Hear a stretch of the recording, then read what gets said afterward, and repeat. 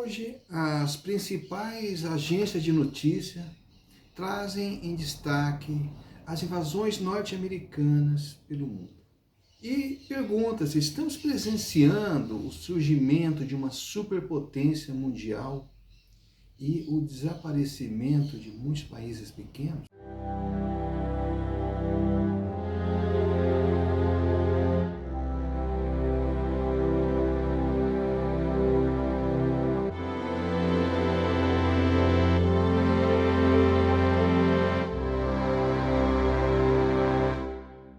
Em meio a esse cenário desolador, a doutrina espírita oferece uma perspectiva estruturada para compreendermos esses momentos, não como fim, mas como um processo de transição profunda.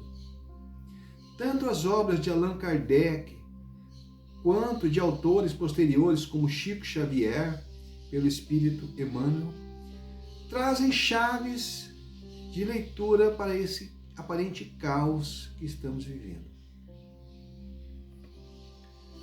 O Espiritismo ensina que os mundos, assim como os seres, evoluem. Estamos vivendo o que a doutrina espírita chama de transição planetária, a passagem da Terra de um mundo de provas e expiações para um mundo de regeneração. Em A Gênese, capítulo 18, Kardec explica que para que uma nova era surja, os velhos sistemas e as paixões inferiores, como orgulho, egoísmo, sede de poder, precisam vir à tona para serem combatidas e superadas. É como uma crise febril que precede a cura. Esses conflitos são as últimas manifestações de uma mentalidade de posse, que não terá mais lugar nesse mundo regenerado. Nas questões 728 a 765 de O Livro dos Espíritos, Kardec questiona sobre os flagelos da guerra. E os espíritos superiores respondem que a guerra é o predomínio da natureza animal sobre a natureza espiritual e o extravasamento das paixões. O alento aqui é saber que a destruição atinge o corpo, mas não o progresso da inteligência e do espírito. Vemos também na literatura de Blavatsky e Valdo Vieira as nuances da evolução espiritual em larga escala. No Espiritismo, obras como A Caminho da Luz, ditada pelo Espírito Emmanuel, mostram que a espiritualidade maior coordena os destinos das nações. Os líderes que hoje promovem a guerra estão em processo de falência espiritual grave e responderão individualmente por suas escolhas. Há uma promessa espiritual de que, apesar das dores, o progresso é inevitável. O Brasil e outras nações têm papéis específicos de acolhimento e irradiação da paz, enquanto o velho mundo entra em colapso. O alento espírita não é uma negação da dor, mas a compreensão de que nada acontece fora das leis soberanas de Deus. O caos geopolítico é o reflexo da nossa sombra coletiva, sendo exposta para que possamos finalmente escolher o caminho da fraternidade. Tanto Allan Kardec quanto Helena Blavatsky convergem para a ideia de que a humanidade atravessa ciclos inevitáveis de purificação. No Espiritismo, falamos de passagem para o mundo de regeneração. Na Teosofia, estamos vivendo a transição dentro da quinta raça raiz, a ariana, no sentido esotérico de civilização intelectual. Blavatsky explica que cada sub-raça precisa atingir seu ápice e depois declinar para que a próxima surja com uma percepção mais espiritualizada. O que vemos hoje, as invasões e o nacionalismo exacerbado, seria o esgotamento das energias da nossa sub-raça atual, que ainda é muito focada no intelecto materialista e na separatividade. Para a teosofia, a história não é linear, mas cíclica. O caos geopolítico é o karma coletivo se manifestando para limpar as energias negativas acumuladas antes que a nova etapa da consciência comece. Um dos pontos centrais de Blavatsky é o combate à ilusão da separatividade. Allan Kardec enfatiza que fora da caridade não há salvação, focando no amor ao próximo como solução para as guerras. Blavatsky vai além da moral e diz que a guerra é um erro logístico espiritual. Como todos somos parte da mesma mônada ou essência divina, a invasão ou ataque a um país é literalmente atacar a si mesmo. A dor causada ao outro repercute na rede energética global, a caixa. Portanto, ao praticarmos o mal ao outro, estamos praticando a nós mesmos. Ao atacar um país, estamos atacando a nós mesmos, e assim por diante. Nessa ideia de globalidade, nessa ideia de que todos somos um. Tanto no Espiritismo quanto na Teosofia, acredita-se que o mundo não está à deriva. No Espiritismo, temos os espíritos superiores e o Conselho de Jesus coordenando a transição. Na Teosofia, existem os Mahatmas, ou a Grande Fraternidade Branca. Eles não interferem no livre-arbítrio dos ditadores ou presidentes, mas sustentam a egrégora do planeta para que a humanidade não se auto-aniquile. Ou seja, tanto em uma como em outra visão, não há essa possibilidade de auto-aniquilamento, pois não estamos aqui como um barco à deriva em meio à tempestade, mas a superioridade maior vela por nós. Kardec traz que a causa da guerra é o predomínio do orgulho e do egoísmo humano. E que o estágio atual é o estágio de expurgos necessários para a regeneração. Portanto, é importante que essas forças do mal, essas forças trevosas, venham à tona como última oportunidade para a regeneração, para que aqueles que não forem tocados pelo amor e não encontrando mais lugar nesse planeta, acabam sendo degradados para mundos inferiores. E nesse contexto, o papel do indivíduo é praticar a caridade e manter a fé.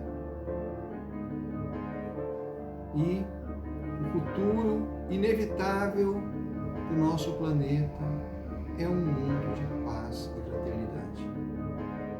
Valdo Vieira abordaria isso através da cosmoética. Ele diria que esses conflitos são o resultado de consciência ou consciências intrafísicas, patológicas, presas ao poder, mas que a reurbex ou reurbanização extrafísica está em curso. Ou seja, enquanto as bombas caem aqui no plano visível, equipes de amparadores estão limpando as energias nas zonas de conflito para preparar o terreno para o futuro. O alento, portanto, é duplo. O mal que vemos é barulhento porque está morrendo, enquanto o bem é silencioso porque está em gestação. Na visão de Valdo Vieira, devemos manter a pensinidade rígida, ou seja, manter pensamentos e energias limpos, mesmo diante dessas notícias catastróficas. Se você entra em pânico ou ódio, você se torna massa de manobra energética para os mesmos assediadores que influenciam esses conflitos. Precisamos entender que as fronteiras são construções humanas temporárias. A consciência não tem pátria.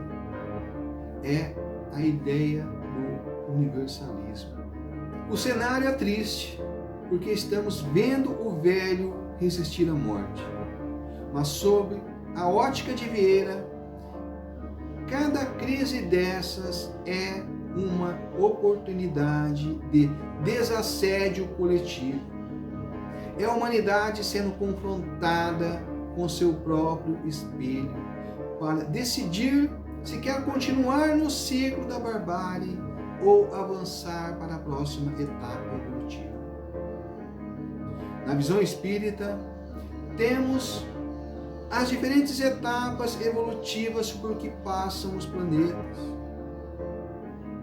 A vida na Terra é bastante recente se considerarmos os ciclos evolutivos coletivos.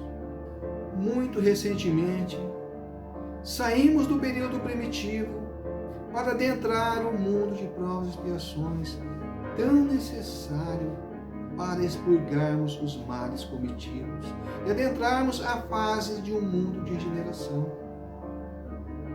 Vivemos atualmente esse momento de transição entre um mundo de provas e expiações e um mundo de regeneração. Nesse momento peculiar, espíritos comprometidos com a espiritualidade aqui reencarnam em massa, como a última oportunidade dada por Deus para regenerar-se. Há aqueles que aproveitam essa oportunidade, porém, muitos deles, ao contrário, tentam impedir a evolução planetária, pois sabem que não terão lugar nesse novo mundo que está surgindo. Aqueles que aproveitam a oportunidade para a sua evolução ajudarão na evolução planetária. E aqueles que, ao contrário, insistem na prática do mal, em sua tentativa inútil de frear o avanço planetário, serão vencidos em seu propósito. E aqui não mais reencarnarão. Esse processo será o aniquilamento das forças do mal em nosso planeta e finalmente viveremos em paz. Portanto, a despeito de tudo que esteja acontecendo, não estamos num mundo cão, num mundo deriva. Precisamos, como diz Valdo Vieira, manter o nosso pensamento sem entrar nessas energias ruins, sem entrar nessa conturbação toda. Não que devemos aceitar como naturalidade isso. Não é natural um país sair soltando bomba em outro, um país invadindo outro. Isso não é natural. E nós não podemos ser coniventes com a situação. Porém, precisamos entender o limite daquilo que nós podemos fazer diante dessas situações. Precisamos manter o nosso senso crítico, sim. Precisamos orar por essas vítimas dessas atrocidades, sim. Precisamos orar para que esses algozes encarnados